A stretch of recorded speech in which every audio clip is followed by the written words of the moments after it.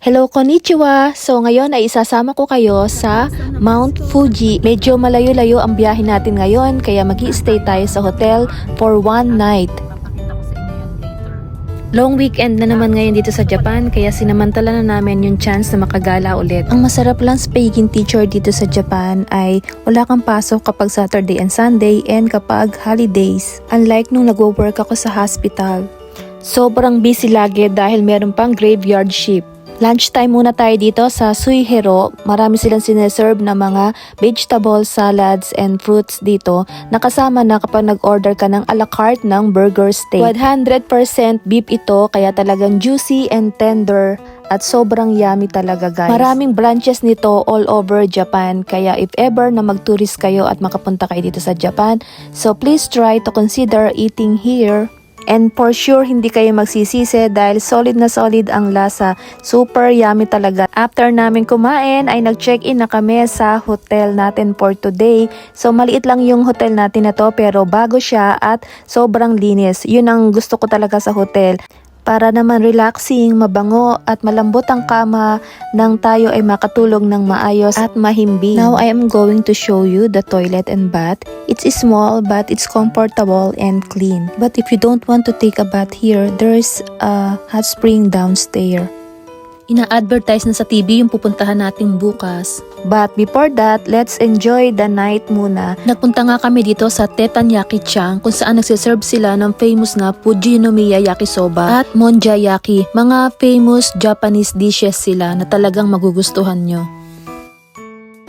Ayan, at dumating na nga itong Fujinomiya Yakisoba nila at sobrang yummy niya. And kami na rin ang magluluto ng aming in-order na Monjayaki. Parang mixture siya ng different kinds ng seafood at saka vegetables na hinaluan ng flour. At ayan, pipirituhin lang natin siya dyan at kakainin natin siya ng pakonti-konti habang tayo ay umiinom. Masarap siyang pampulutan guys. Naalala ko tuloy nung unang date namin, ang kinain namin ay yung parang ganyan din. Okonomiyaki naman yung tawag doon. So napunta kami doon kasama ng aking ibang mga friends. At yung unang kita ko sa kanya ay talagang parang di mo siya talaga magugustuhan dahil medyo chubby siya at may edad talaga siya sa akin. Pero hindi naman ganun kalakihan ng agwat namin. Pero habang nag-uusap kami ay napapatunayan ko na ibang klase siyang tao. Iba siya sa mga lalaki na mga nakilala ko. Isa siyang principled man at saka medyo matalino siya at mahalata mo talagang responsable at gentleman. Wow!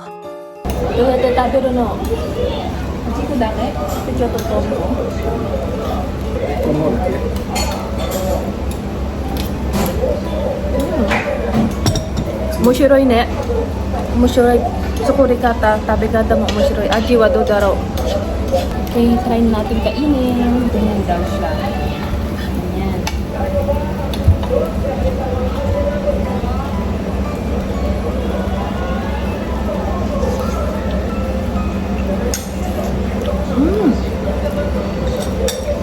Ang sarap, oishi. Nani kore? Nandi kono oishi nano? Boy, oishi yo. Pauwi na kami, nag-enjoy din naman kami at sa simpleng breakfast nila, thumbs up!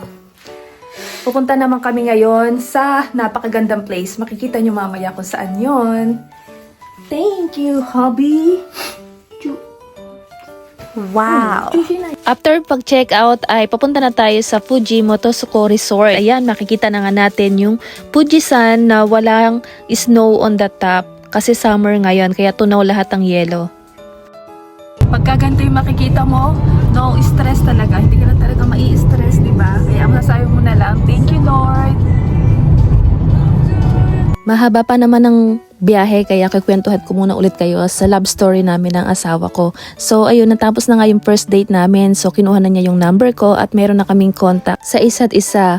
But you know guys, unfortunately bigla namang nasira yung cellphone ko. So hindi na niya ako makukontak kasi parang hindi makaka-receive ng tawag at saka mail yung cellphone ko. As in, sira talaga. Inisip ko rin na baka mag-give up na siya kasi baka isipin niya na talagang ayoko lang sagutin yung mga tawag niya. Nakarating na kami sa park at mura lang yung entrance dito.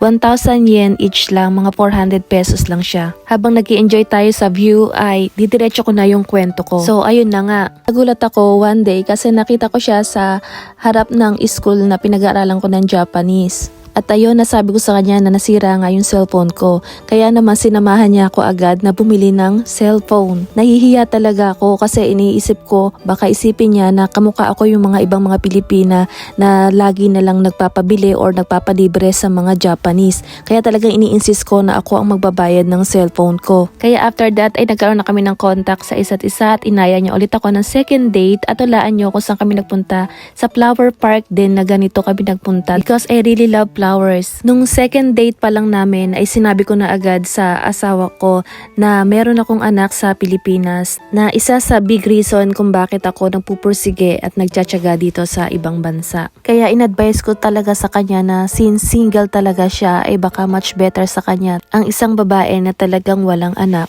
para makakapag-start sila ng new family nila. At sabi ko, ako naman ay nagpo-focus muna ako sa pag-build ng aking future at sa aking career para makatulong ako sa aking pamilya. Halos lahat talaga ng sahod ko noon ay nauubos lang sa padala sa aking pamilya. Halos tinitipid ko na lang yung 2 o 3 lapad na natitira sa akin. Hindi ka makakapunta sa mga gusto mong lugar na puntahan at hindi mo talaga mai-enjoy lalo na kung wala kang pera dahil sobrang mahal talaga dito sa Japan.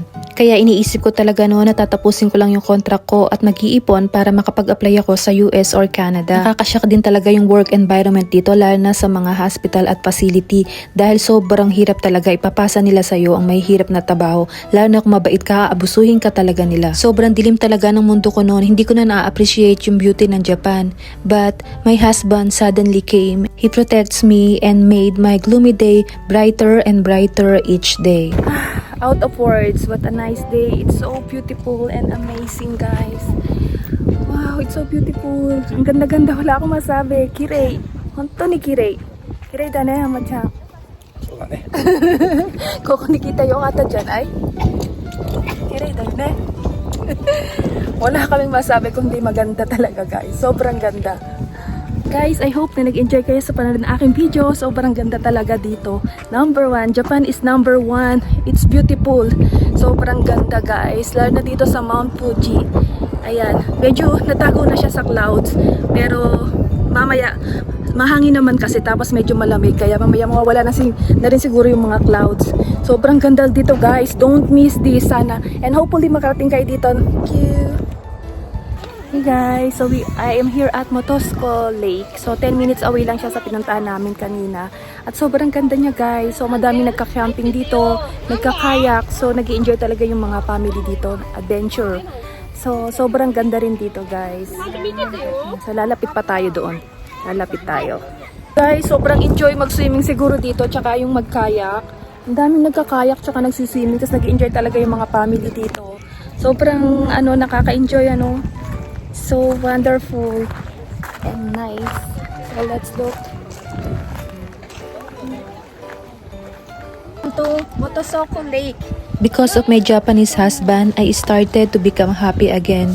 Kaya naman binigyan ko siya ng chance na patunayan niya yung sarili niya sa akin na talagang pure at maganda ang intention niya. Nakakadala kasi yung past relation na nangyari sa akin. Sobrang na-hurt talaga ako doon. At ayoko talagang balikan at maulit pa sa akin ang ganong sitwasyon. I'm so happy and contented living here in Japan. Before we go home, let's eat here at Kappa Sushi Restaurant. Fresh na fresh yung mga sushi dito at nagre-range yung price niya sa 50 pesos to 150 pesos each plate. Kaya kain muna tayo, itadakimasu! Just always remember, life is like riding on a bicycle. In order to maintain a balance, you have to keep on moving. And all of your dreams can come true if you have the courage to pursue them. Don't settle for less because we all deserve a happy life and a true love. Thank you for watching!